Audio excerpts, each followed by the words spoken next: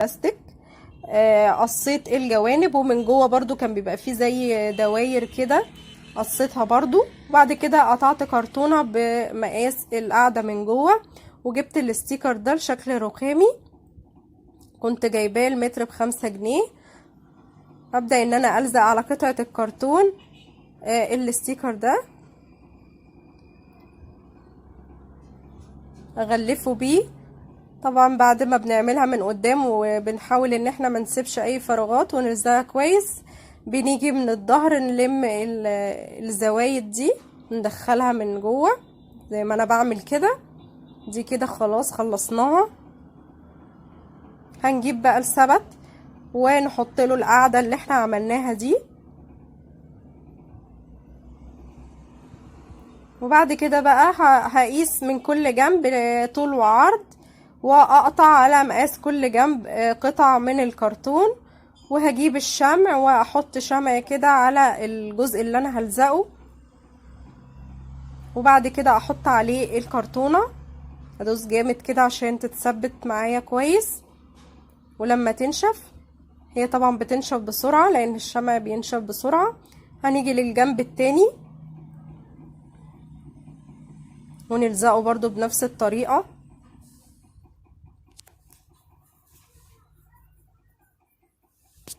ونبدأ ان احنا كده نخلص كل الجوانب، ونعمل كمان القاعدة من تحت.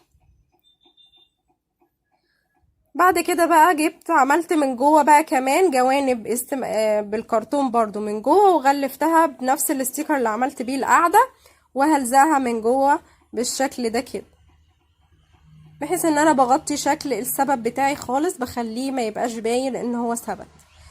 وبعد كده بقى قصيت برضو من نفس الاستيكر اللي هو شكل الرخامة ده، قصيت عليه مقاس من بره، وغلفته كمان من بره بالشكل ده كده.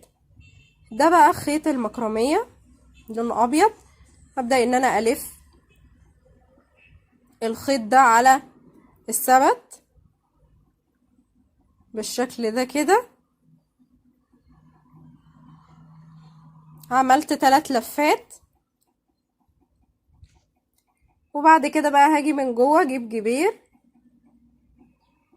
واغطي بيه الاماكن اللي من جوه دي، منها تدي شكل يعني زينة حلوة، ومنها نغطي الحروف بتاعة الكرتون عشان لو في اي فراغات او اي حاجة بالشكل ده كده. بعد كده هجيب برضو خيط المكرمية، بس مخليه سمكه سميك شوية، وقطعته على مقاس كأن بلزقه طبعا من الجنب يعني كأن دي ايدين. عملت 2 طبعا بالشكل ده كده. وبعد كده بقى هنجيب ورد صغير كده او اي زينة عندنا، وهنبدأ ان احنا نلزق من قدام بالشكل ده كده. ده بقى الشكل النهائي للفكرة الاولى. اتمنى ان هي تكون عجبتكم. لو عجبتكم ما تنسوش اللايك والشير، ويلا بينا نشوف الفكرة التانية. هنجيب سبت، هنقطع الجزء ده كده، القاعدة دي مش عايزين الجزء التاني، هناخد القاعدة بس بالشكل ده كده. قطعتها بالشكل ده، وبعد كده هقص 4 مقاسات او 4 احجام، طبعا كلهم مقاس واحد، وهلزقهم في بعض بالشمع بالشكل ده. ثبتهم كويس عشان الشمع ينشف، وهنثبت الجزء الاخير بالشكل ده كده. بعد كده هنجيب كرتونة ونلزقها على الكرتونة، نعملها قاعدة بالشكل ده. هنجيب السبراي الذهبي ونرش بيه السبت بتاعي اللي انا كنت عاملاه، وبعد كده الاسترس ده باللون الذهبي برضو. وهبدأ ان انا بقى ازين بيه الحروف من فوق،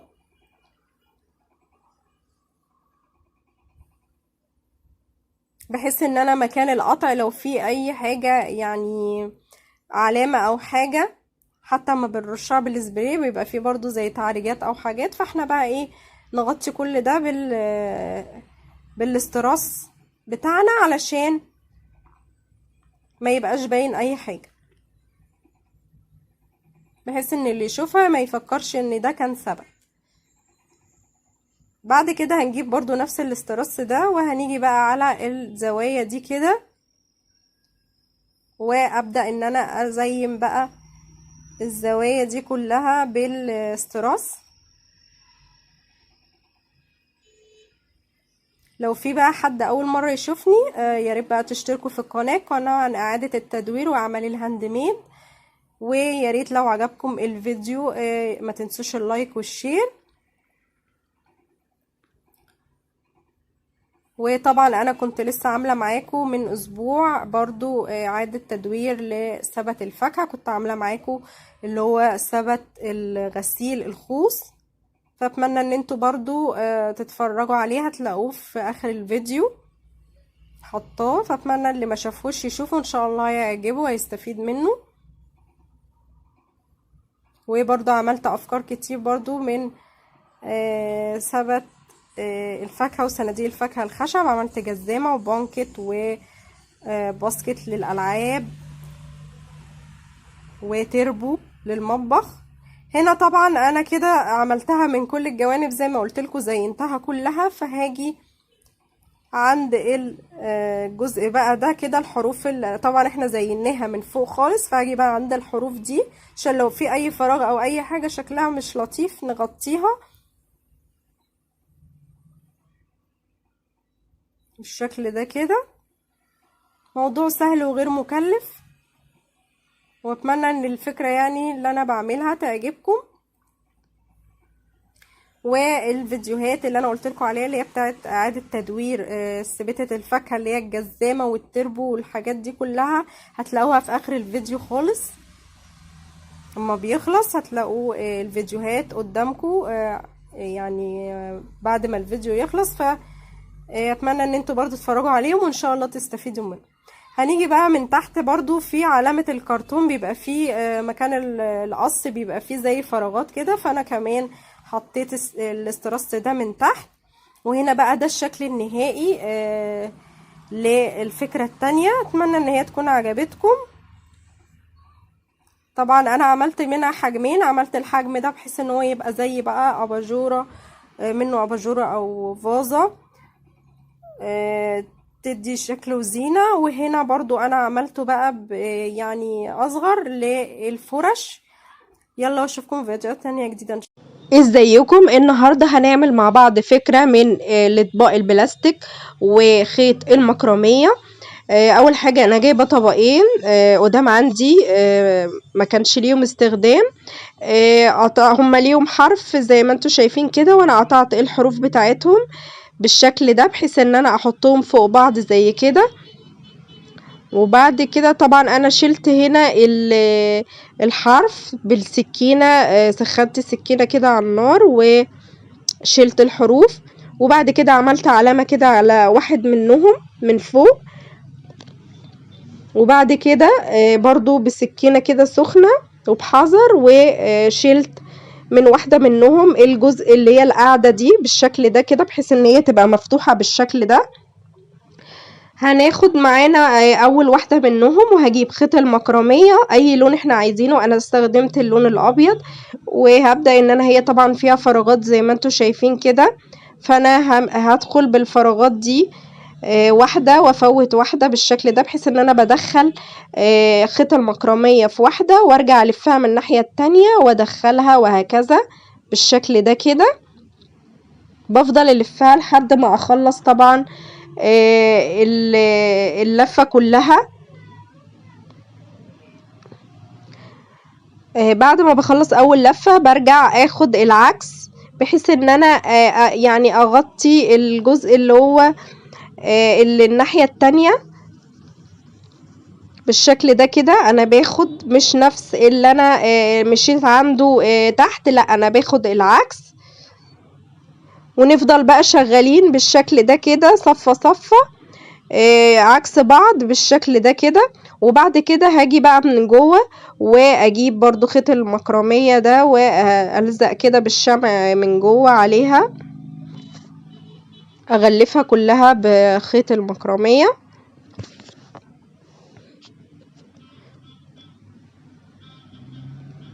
بالشكل ده كده.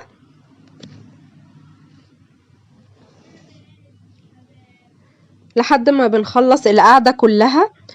بعد كده بقى هنلزق شمع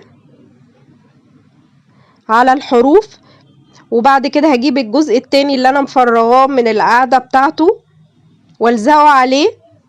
وبعد كده بقى هجيب اي رباط عندي كده، انا جبت اللي هو التريكو، خيط التريكو ابيض، وهدخله كده في الفراغات دي واربطهم بحيث ان اتاكد ان هي يعني ماسكه معايا كويس جدا. طبعا انا هربطها من كل ناحيه مع الشمع بقى عشان تبقى جامده معايا وما تتفكش.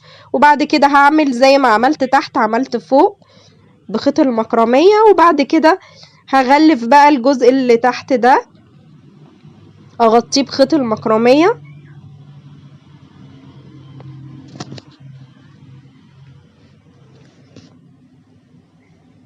بلف طبعا الخيط واغطي الفراغات اللي هي اللي باينه دي، البلاستيك ده. وهنيجي برضو بعد ما خلصنا الجزء التحتاني هنيجي على المكان اللي هو في النص ده بنغطيه هو كمان بخيط المكرميه بالشكل ده كده. وكمان الحرف اللي فوق برضو هنغطيه. وطبعا من جوه برضو غلفته بخيط المكرميه كله من جوه برضو. وبعد كده جبت بقى دي اللي هي كراتين البيض، عملت كده منها زي رجول، قطعتها مقاس واحد كلهم بالمقص. وبعد كده غلفتها بخيط المكرميه بالشكل ده كده بلفها عليها. وطبعا احنا عاملين 4 عشان تبقى طبعا هي 4 رجول، وهلزقهم في القاعدة بالشكل ده من كل جنب.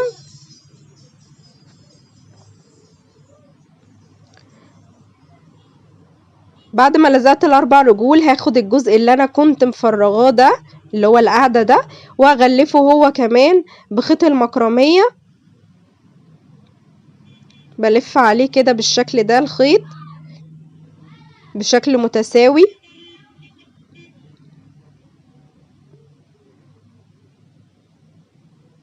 بالشكل ده كده. وبعد كده هنعمل كمان من جوه بنفس الطريقة وبحيث ان هو يكون غطا.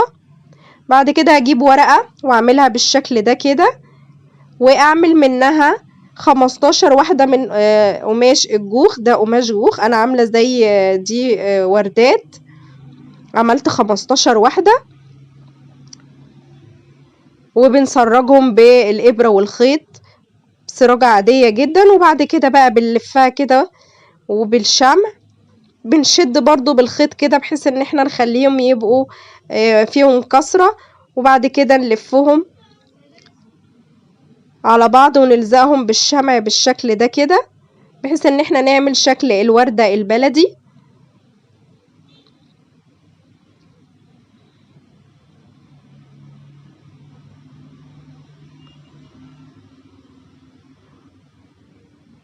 بنلف الورق على بعضه كده، ورق اللي هو الورد ده.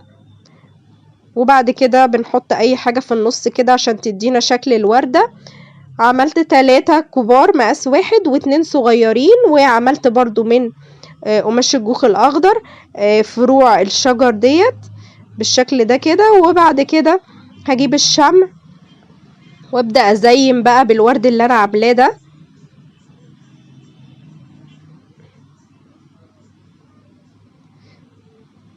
بنحط الشمع كده ونلزقها هنا، وهنحط التالتة في المكان ده بالشكل ده كده.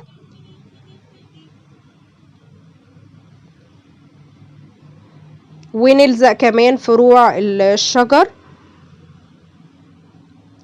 في المكان ده كده بالشكل ده هنا بعد ما لزقتها بالشمع. بعد كده هنجيب الوردتين الصغيرين ونلزقهم هنا في المكان ده كده جنب بعض.